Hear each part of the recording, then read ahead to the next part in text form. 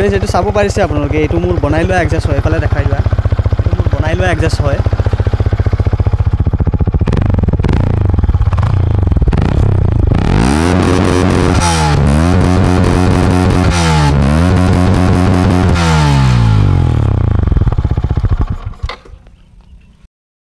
hello friends स्वागतम আপোনালোকক আৰু এটা নতুন ভিডিও লৈ আজিৰ ভিডিওটো অলপ বেলেগ ধৰণৰ হ'বলৈ গৈ আছে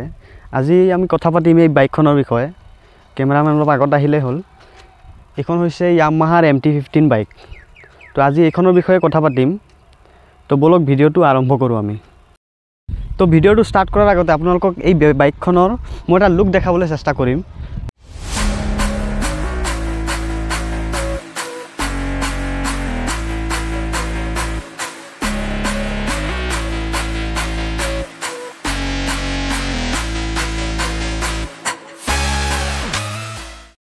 फ्रेंड्स এই বাইকখন কিনাৰ মোৰ প্ৰায় 1 বছৰ হৈ গল তো 1 বছৰ পিছত মই এই বাইকখনৰ ৰিভিউ দিবলৈ গৈ আছো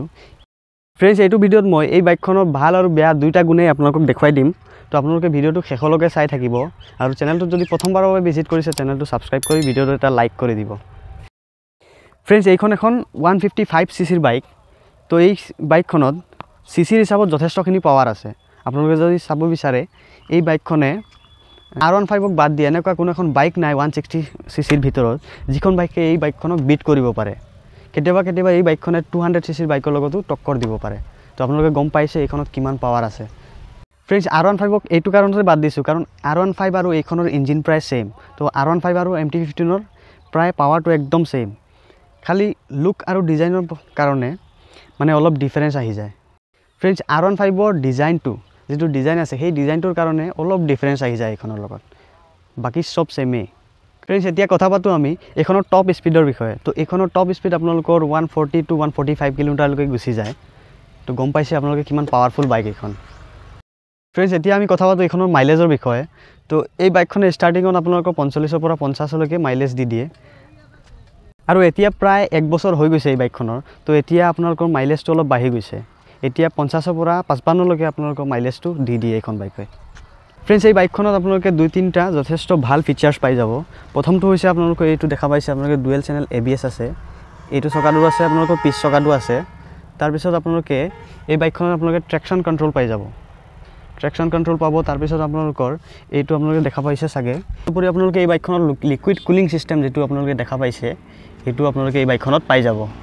फ्रेंड्स এই বাইকখনৰ আৰু এটা ভাল গুণ হৈছে এই বাইকখন মানে আপোনালোকৰ হ্যান্ডলিংৰ কাৰণে বহুত সুবিধাজনক আৰু এই বাইকখন যদি কৰবাত পৰেও আপোনালোকে বিশেষ তেনেকুৱা ক্ষতি নহয় কাৰণ আপোনালোকে দেখা পাইছে এই বস্তুটো যেটো আছে এইটো বস্তু আপোনালোকৰ পৰি ভাঙি গৈছে কিন্তু কোনো ধৰণৰ স্ক্ৰেচ আপোনালোকৰ বাইকখনত পৰা নাই তো এইটো আপোনালোকৰ এটা ভাল গুণ फ्रेंड्स এই বাইকখনৰ বেয়া গুণ আপোনালোকে চাবলৈ গলে প্ৰায় নাইয়ে আপোনালোকে এখন বাইকৰ পাৱাৰ চাওক মাইলেজ চাওক আপোনালোকে ফিচাৰ্স বিলাক চাওক তাৰ পিছত প্ৰথম কথাটো হৈছে আপোনালোকৰ লুকটো চাওক फ्रेंड्स বেয়া গুণ ক'বলৈ গলে এই বাইকখনত বেয়া গুণ তেনেকুৱা বিশেষ একো নাই খালি বেয়া গুণ আপোনালোকৰ এই বাইকখনৰ দামটোহে এই বাইকখনৰ দামটো যথেষ্ট বেছি फ्रेंड्स এই বাইকখন মই 3 বছৰৰ কাৰণে ফাইনান্সত লৈছো ডাউন পেমেন্ট দিছো 40000 টকা আৰু মোৰ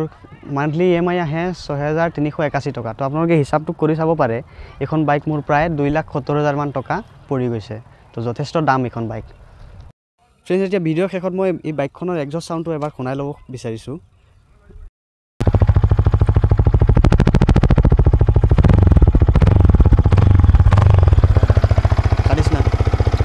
फ्रेंड्स এইটো চাব পাৰিছে আপোনালোকে এইটো মোৰ বনাই লোৱা এডজাষ্ট হয় এফালে দেখাই লোৱা এইটো মোৰ বনাই লোৱা এডজাষ্ট হয়